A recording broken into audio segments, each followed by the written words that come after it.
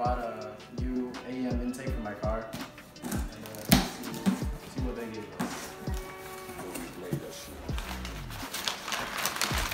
Put this up with a nice sizable plate frame.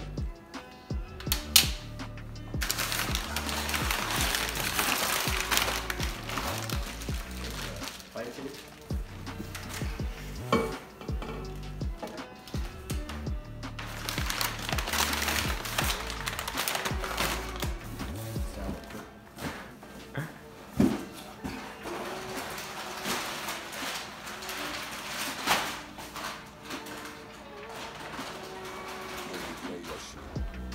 Got some rubbers and hose clamps.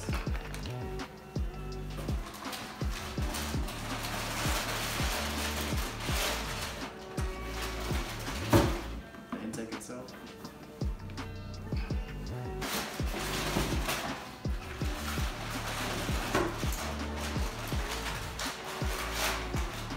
Last, we got heat shield. Now, today we're going to install it. Let's go.